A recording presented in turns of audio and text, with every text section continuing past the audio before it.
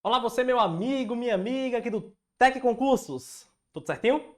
Professor Bruno Lira. E vamos continuar a falar sobre a nova lei de licitações. O tema agora, vamos falar sobre as regras que devem ser obedecidas no processo licitatório. Primeira coisa que nós devemos entender, galera, é o seguinte, olha só. A licitação, ela é um processo licitatório. Ou seja, é um processo administrativo de licitação. Processo administrativo de licitação. Nós temos, pessoal, na esfera federal, uma lei que rege sobre o processo administrativo, que é a Lei Geral do Processo Administrativo, que é a Lei 9784. A Lei 9784, ela é aplicada de maneira subsidiária à licitação, porque a licitação é um processo administrativo. Mas acontece que a nossa Lei 14.133, ela vai falar sobre regras específicas do processo. Aqui no artigo 12, eu tenho algumas regras principais que esse processo administrativo deve obedecer. A gente poderia até dizer que seria alguns princípios norteadores do processo. A lei não chama assim, mas a gente poderia chamar, tá? Porque são regras básicas que o processo deve obedecer. Vem aqui comigo. Vamos lá. Olha só. O artigo 12, ele traz algumas regras, vamos falar sobre cada uma delas. O primeiro é o seguinte, olha. Os documentos eles serão produzidos por escrito, com data e local de sua realização e a assinatura dos responsáveis. Nós vamos ver, pessoal, que a regra é que o processo de licitação ele é um processo eletrônico. Mas o que ele está falando aqui no primeiro item não é que o processo é um processo escrito, não. É que o ato do processo é escrito. Então, por exemplo, quando uma autoridade vai fazer um parecer na licitação, esse parecer ele vai ser feito de maneira escrita, a regra vai ser assinado, tá bom? Então, o documento é produzido por escrito, com data e local de sua realização. Então, coloca lá a data e o local que foi realizado. E a assinatura dos responsáveis. Pode ser assinatura em regra escrita, assinatura manual, mas pode ser assinatura eletrônica, desde que certificada. Não pode, gente, uma coisa que eu já vi muito na administração pública, na prática, nos órgãos, eu já vi muito assinatura digitalizada. Não é isso, tá? A assinatura digitalizada não pode, isso é fraude. A assinatura digitalizada é quando digitaliza a assinatura de uma autoridade para que todos os pareceres e documentos que passarem ali, só basta colocar lá a assinatura digitalizada. Não é isso. A assinatura eletrônica é uma assinatura certificada por um órgão certificador, tá certo? Então, os documentos serão produzidos por escrito com data e local de sua realização e assinatura dos responsáveis. Os valores, os preços e os custos utilizados terão como expressão monetária a moeda corrente nacional. Essa é a regra. Quando for citado algum tipo de valor, de preço, de custo na licitação, deve-se utilizar o real, que é a moeda vigente, né, pessoal? A moeda vigente. Ele colocou aqui expressão monetária e moeda corrente nacional, ele não colocou real, porque existe a possibilidade de uma mudança de moeda, então é a moeda que estiver vigente no nosso país, tá? Atualmente, o real. Mas ele fala assim, ó, ressalvado o disposto no artigo 52 dessa lei. E o artigo 52, gente, fala sobre as licitações de âmbito internacional. Nas licitações de âmbito internacional, o edital deve ajustar-se às diretrizes da política monetária e do comércio exterior e atender às exigências dos órgãos competentes. Então, quando a gente tiver uma licitação internacional, não tem como a gente exigir, pessoal, que os valores, preços e custos sejam na moeda local aqui do Brasil, seja em real, não. Deve atender às peculiaridades locais internacional, dessa licitação internacional. Tudo bem? Beleza? Então tem essa ressalva aí. O desatendimento de exigências meramente formais que não comprometam a aferição da qualificação do licitante ou a compreensão do conteúdo de sua proposta, não importará seu afastamento da licitação ou invalidação do processo. Gente, aqui nós temos um princípio que nós estudamos lá no início do direito administrativo, que é o princípio da instrumentalidade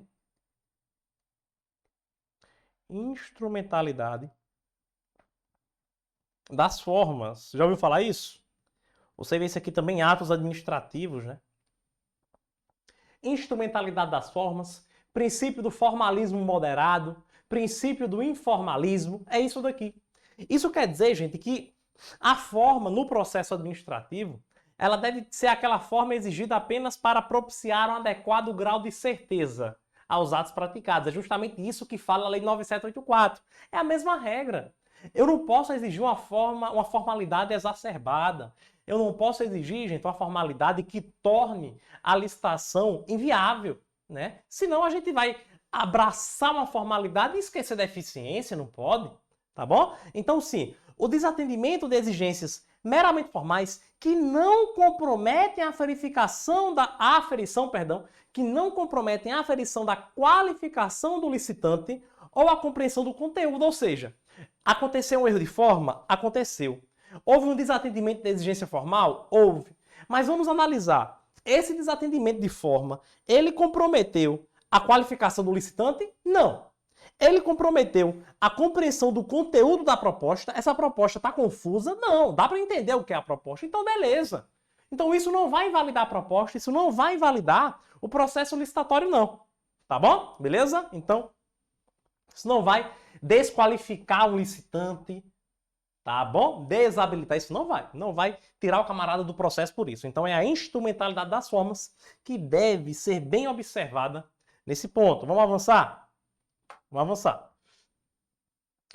Prova de autenticidade de cópia de documento público ou particular. Gente, a lei diz que pode ser exigido uma cópia autenticada no processo licitatório. Pode ser exigido? Pode. O que é uma cópia autenticada, professor? A cópia autenticada é quando a administração pública exige que existe um documento, por exemplo, documento de constituição da empresa, contrato social da empresa. Beleza. Habilitação jurídica, né? Que a gente tem essa exigência. Ok, tem aqui o contrato social. Ok, beleza. A administração pede uma cópia autenticada. Então ela quer uma cópia desse contrato social original e essa cópia tem que ser autenticada. Quando a gente fala em cópia autenticada, gente, o que nós entendemos geralmente é que essa cópia deve ser autenticada em cartório. O que acontece? A gente leva no cartório o documento e a cópia dele, fiel. Lá no cartório, o tabelião, ou o operador do cartório, lá, o atendente, ele vai verificar se essa cópia corresponde exatamente ao que está no original. Se tiver tudo certo, ele vai lá, autentica, dá um carimbo, assina, confere com o original e beleza. Só que no processo licitatório, seguindo a regra da Lei 9784, a mesma coisa, essa prova de autenticidade, gente, ela não precisa ser em cartório obrigatoriamente. Ela pode ser feita, pessoal, pelo próprio agente público. Quando o particular, o licitante, ele chega lá, ele pode chegar lá com o original e com a cópia. O agente público verifica o original, verifica a cópia, confere que está tudo a mesma coisa, que confere que batem todas as informações. Ele vai lá, por exemplo, dá uma carimbada, confere com o original e ele mesmo autentica. Então aqui é a possibilidade do próprio agente público autenticar o documento exigido na licitação. Ou declaração de autenticidade por advogado. Existe a possibilidade, também prevista na lei, gente, que o advogado faça a autenticação do documento. Olha que bacana. Sim, existe essa possibilidade. Então, o que é que ia acontecer aqui? Ia acontecer o seguinte, não precisaria levar o original e cópia para a administração, não. O licitante leva o original e cópia para o seu advogado, o advogado analisa, vê o original, vê a cópia, e o advogado, fora da administração, o advogado particular do licitante, ele vai lá e autentica essa cópia. Pode fazer isso também. Ele mesmo vai lá e autentica a cópia. Não precisa levar para a administração pública autenticar. Quando o advogado autenticar, ele pode fazer isso e aí o licitante ele leva para a administração pública apenas a cópia autenticada pelo particular. Não precisa mais levar o original. Quando o advogado fizer isso, gente, a lei faz uma ressalva. Ela diz assim, ó, sob sua responsabilidade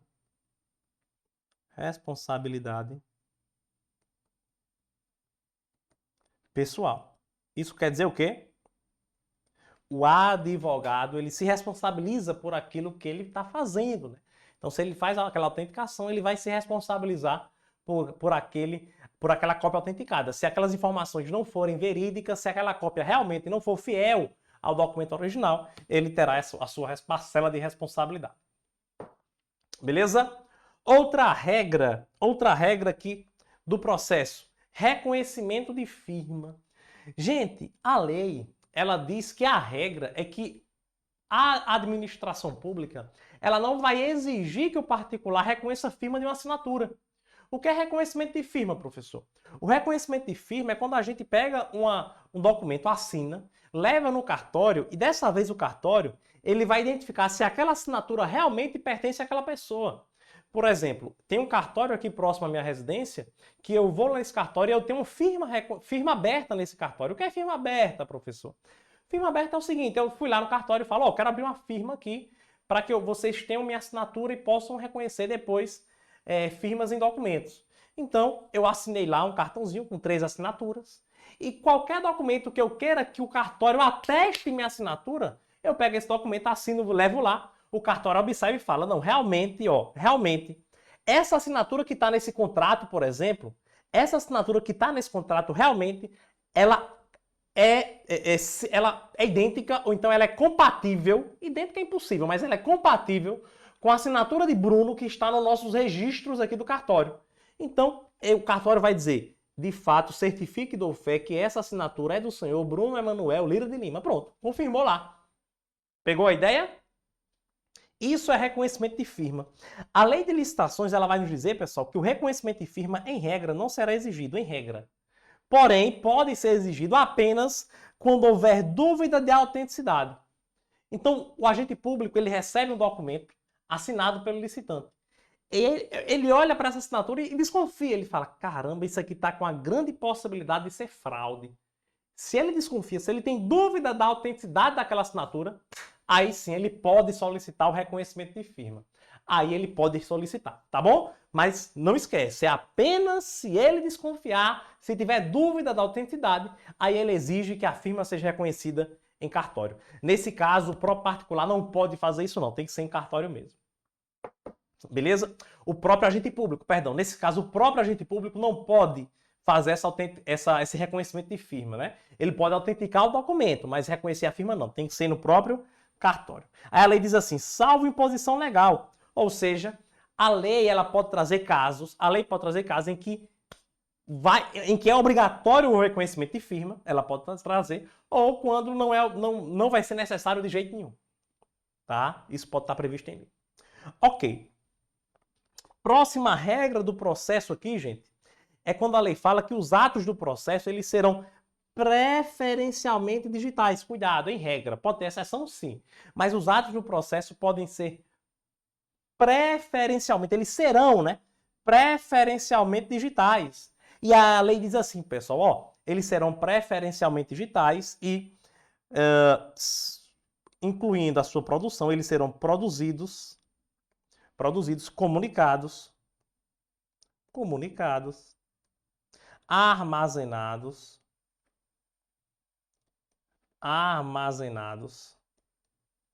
e validados.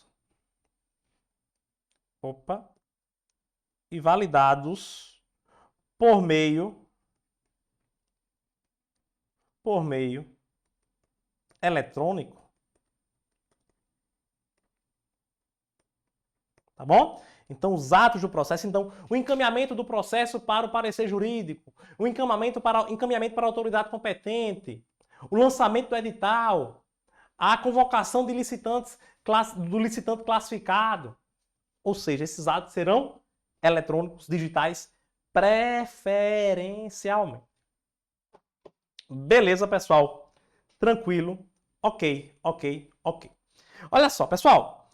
O próximo ponto aqui, que é a última regra prevista no artigo 12 sobre o processo de licitação, ela fala sobre o plano de contratações anual.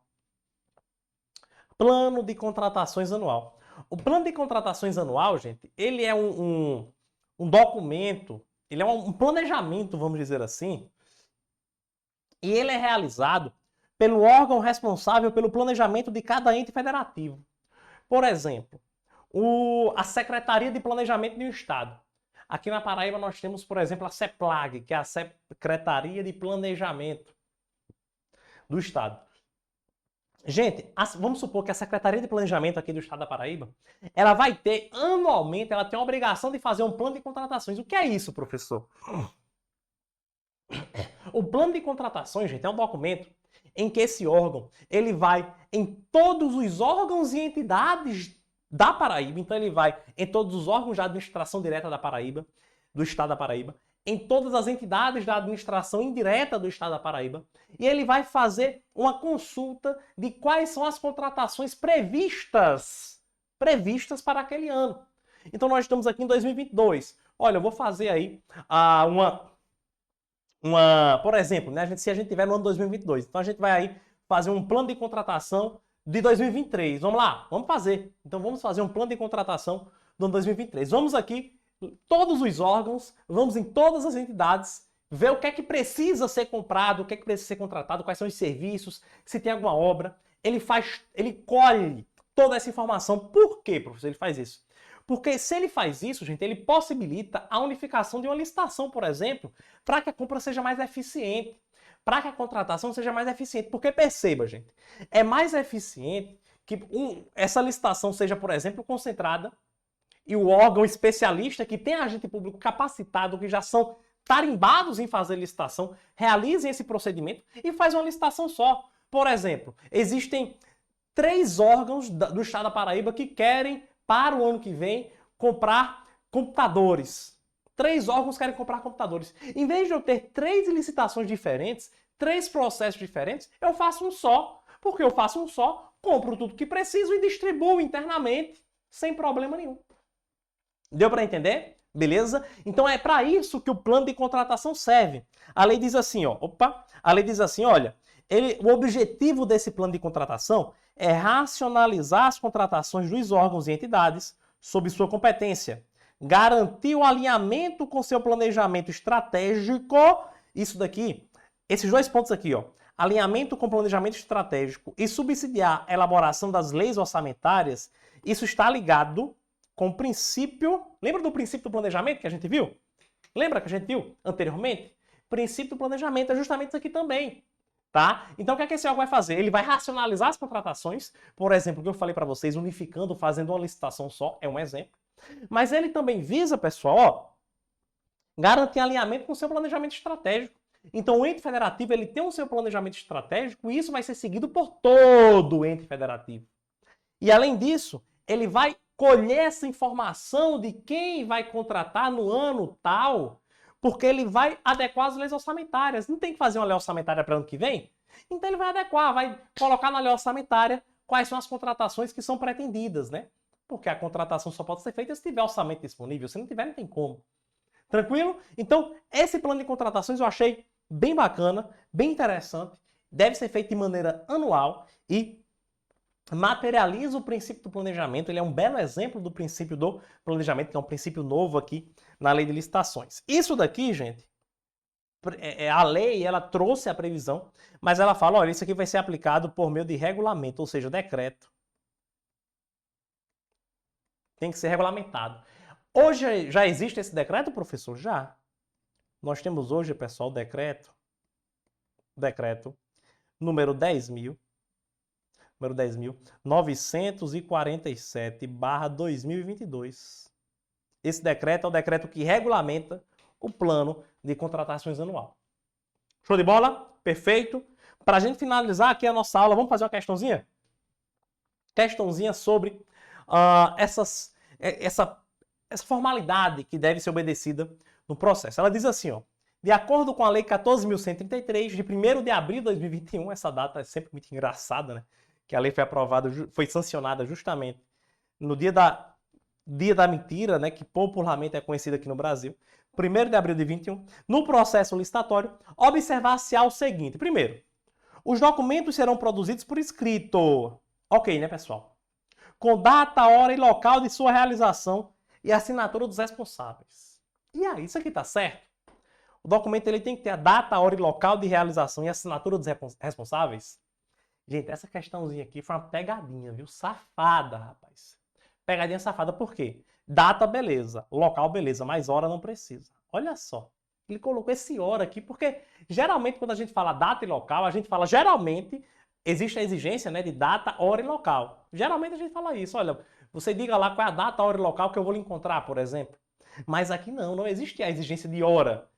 Imagina, ela faz um ofício solicitando o parecer de um órgão, aí nesse ofício no final coloca lá, João Pessoa, Paraíba, dia tal, mês tal, ano tal, às 2h53 da tarde.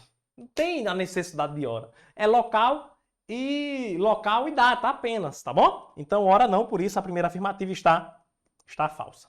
Vamos para a segunda, ela diz assim: a prova de autenticidade de cópia de documento público ou particular pode ser feita perante agente da administração, pode, mediante a apresentação de original, ok, ou declaração de autenticidade por advogado, sob sua responsabilidade pessoal. Perfeito, verdadeiro, né? A gente viu agora há pouco isso aqui, sem problema nenhum. Item 3. O reconhecimento de firma somente será exigido quando houver dúvida de autenticidade, salvo imposição legal, certo? Né? O reconhecimento de firma é exceção, só vai ser exigido quando houver essa dúvida de autenticidade aqui. 4. Os atos serão exclusivamente digitais. Serão exclusivamente digitais, pessoal? Não, né? Preferencialmente.